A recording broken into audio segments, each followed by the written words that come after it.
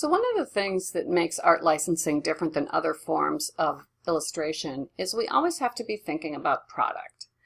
And there are so many products in the world that have licensed art on them that it really opens up a whole new world for you for opportunities to make money with your art.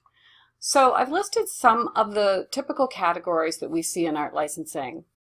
When you're out in the stores, you will start to notice these categories as having a lot of decorative art on them, and more than likely, many of them are licensed art from some artists that might be just like you.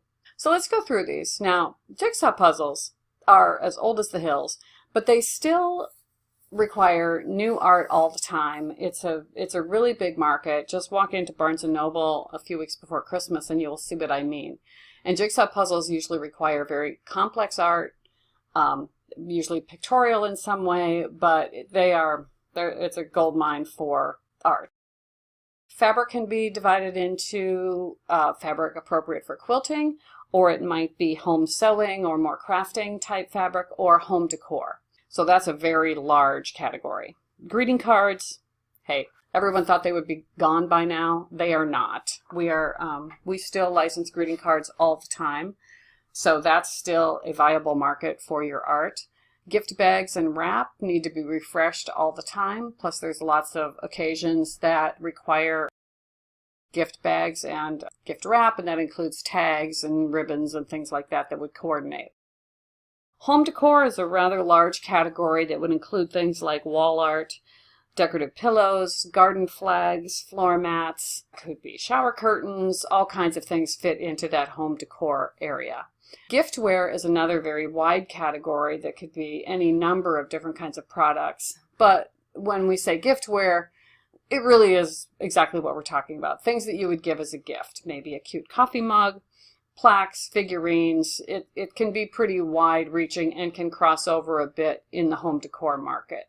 Stationery is still strong. Thank you notes, writing papers and cards. I would put calendars in this category, journals, all of those cute table or desktop items like, really, I would include desktop items in there like cute pencil holders and things that you'd put on your desk that are decorative, and file folders and things like that. Apparel, when we talk about art licensing, is usually not for apparel like clothes that you would find in Macy's or Target, those patterns, but more apparel like scarves, tote bags, more in the accessory category, as well as t-shirts. Now, social expression is a term that is used in this arena that is really about things that you would use socially, like paper tableware or cocktail napkins, mylar balloons, party invitations, decorations, things like that. That falls into what we call a social expression category. And those are categories that need to be refreshed all the time, particularly in the paper tableware area. Now, craft products, that is one overreaching category that would include things like needlework kits, scrapbooking and stickers and rubber stamping, card making, things that you would find in Michael's and Joann's in that area. Also, paint by numbers are trending up, which I find interesting.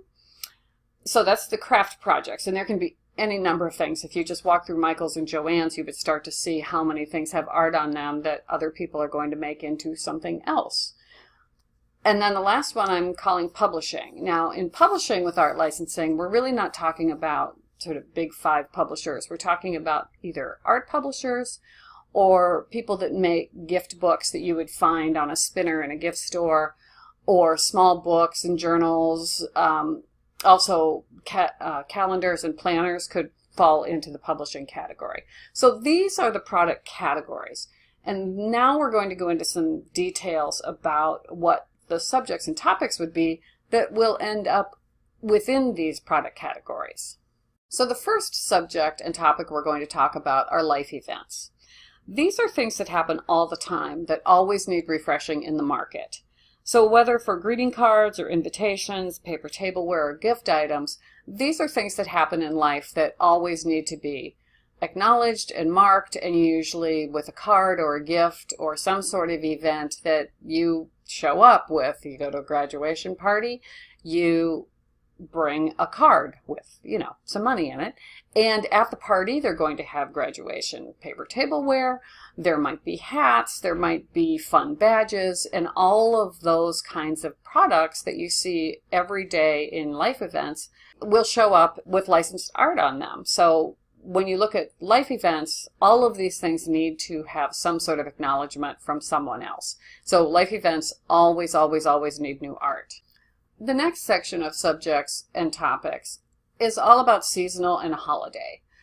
Just like we talked about with life events, those are things that need refreshing all the time. Well, seasonal and holiday designs always need refreshment. And they're always looking for new art for these categories. Some are more major than others. With the greeting card world, a Father's Day card is going to sell less than a Christmas card, but they still need a new Father's Day card every year, or many new Father's Day cards. So depending on what your portfolio looks like and your intention for doing artwork, some of these may be like right up your alley, and some you're thinking, nah, I don't really want to do any Valentine's Day. Whatever. That doesn't really matter at this point. But I just want you to understand that seasonal and holiday designs are always being refreshed for the typical things that we talked about. Giftware. Valentine's Day might be a cute little mug with your design on it that they'll give with chocolates in it. Mother's Day might be a cute little trinket box that she'll put her rings in. Summer could be barbecue designs, picnics, beach, and then autumn harvest might be general falling leaves, harvest, pumpkins, pumpkin patch, that idea. And then Halloween, obviously Halloween is a very big category for decoration, for paper tableware, for greeting cards, and Halloween can range from like super scary adult imagery to really juvenile, sweet Halloween. So that is a really huge category, second only to Christmas, which of course has a huge amount of products related to Christmas designs, both in the social expression side of things, paper tableware, balloons, decorations, but also obviously greeting cards, gift bags and wrap, decorations, all kinds of things happen around Christmas. So that is probably the biggest category that people make money in art licensing. But frankly, I don't do a lot of Christmas anymore because I just feel a little saturated by it after 20 years. But also, I'm doing other things. But Christmas is always a huge, huge category to work in. And then general winter and any of the seasons, spring, summer, winter, fall, all have occasions. You do a winter one that might be snowflakes or a snowman or something like that if it doesn't look too Christmassy. So seasonal and holiday, huge subject and topic, and if any of these speak to you, then you should definitely be putting things like this in your portfolio. Another topic that we need a lot of refreshment for is general sentiment. The greeting card that you just send because you're thinking about someone, or a magnet that has an inspirational phrase on it, or a coffee mug that feels like you want to give it to your friend for a friendship, girlfriends kind of idea. So a sentiment, just general sentiment, and it's really a me to you, that it is a message that you're going to send to someone else. And these are always really perennial categories that are very popular in licensed artwork. And the final subject and topic is what we cleverly call everyday, because these are designs that are sold every day. And sometimes you think, sometimes I think, oh my gosh, does the world need any more floral designs? Well, apparently it does. And so you'll see these kinds of general topics on everything from coffee mugs to bedding to baby designs to home decor. But these are subjects that people are always looking for. Florals, coastal is huge. Pattern and pattern mixing, so you might have geometrics or a floral that has a stripe and a dot that goes with it. Wine and cocktails, always big for cocktail napkins, obviously, and paper tableware, and maybe a set of little matching appetizer plates, something like that. Coffee and tea, great for kitchen textiles or small kitchen items.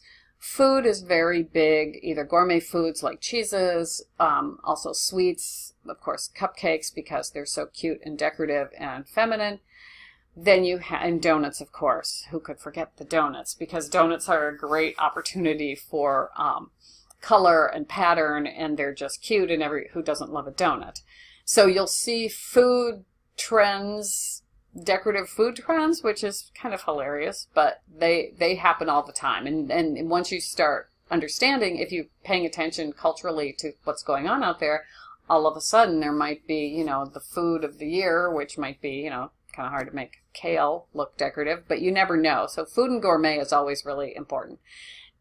And then the other thing about these topics, these everyday topics, is even though it might have cupcakes, it doesn't mean it's going to be on some baking item or a kitchen item. You might have cupcakes on a cosmetic bag or a school notebook or a pencil or something like that. So these cross over the product categories. They don't necessarily go with, like, you only have travel designs on travel items. You might have travel designs on a journal or, like I said, a cosmetic bag or office files or something like that.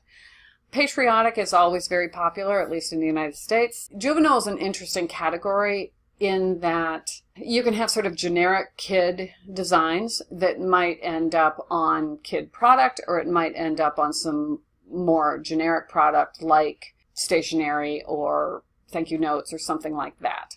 Pets, who doesn't love their pet?